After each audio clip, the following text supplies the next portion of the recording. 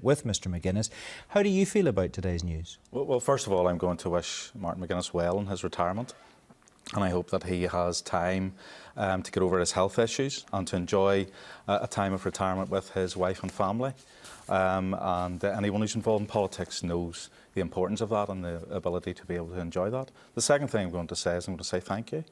And I think it is important that we actually do reflect on the fact that we would not be where we are in Northern Ireland in terms of having stability, peace and the opportunity to rebuild our country if it hadn't been for the work that he did put in, especially with my father, at the beginning of this long journey.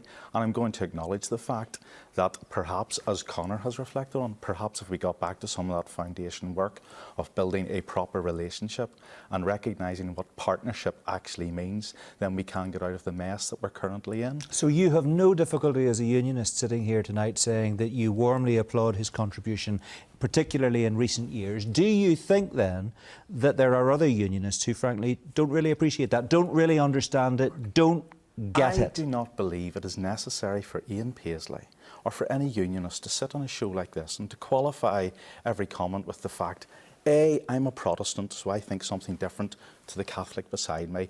B, I'm a unionist and a loyalist, and I think something different to the Nationalist or Republican beside me. Can we please get over that? Everyone out there has got over it. We as political leaders have to demonstrate by our actions, by our words and by our talk that we're over that. And I think the sooner we do that, than me saying thank you to someone who I'm diametrically opposed to, and I shouldn't even have to say that I'm diametrically opposed to, it's obvious, that I can say thank you to them honestly and humbly and recognise that the remarkable journey that Martin McGuinness went on has not only saved lives, but has made the lives of countless people in Northern Ireland better because of the partnership government that we worked in and have put together. That's incredibly important, and I think it's important that I say it. It's very interesting, certainly, that you say it, and the reason I couched the question... Mark, it's actually honest.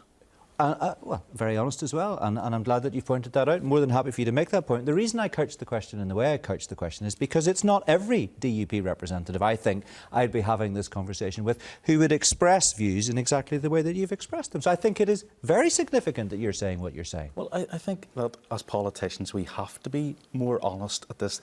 Otherwise, the sort of crises that we're in at the moment will become the normal feature of Northern Ireland political life. And the fact of the matter is, as Conor put his finger on it, the Chuckle Brothers, as it was derided, is actually a point that people look back on and say, if we had that type of relationship, or some of the problems to do with reconciliation that Martin McGuinness has chided and scolded our party about, and some of the issues that we chide and scolded the Sinn Féin about, those issues would not be as difficult to deal with. They'll still be there. Right. The difficulties will still be there. Okay. So what do you say, Ian? Here's an interesting question. What do you think then is your message to those members of the DUP who are watching this, frankly, choking on their Horlicks, thinking, steady on, Ian, let's not overdo it here. We remember the Martin McGuinness of the past, and we frankly find it very difficult to forget that and to overlook that in these circumstances. I don't forget it. And can I say this?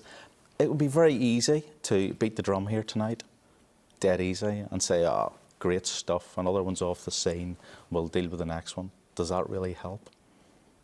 Doesn't help. Doesn't help out there. We won't put our country back together again. We actually have responsibilities as political leaders to put this back together again. And the sooner more of us are honest about this, the better. And this isn't about gushing. Okay. And I am realistic. I don't expect Martin McGuinness or Conor to deny who or what they are, or to deny what has happened in the past. In fact, you know something? If they did it just to make it easier for me, it wouldn't be an honest approach. Okay.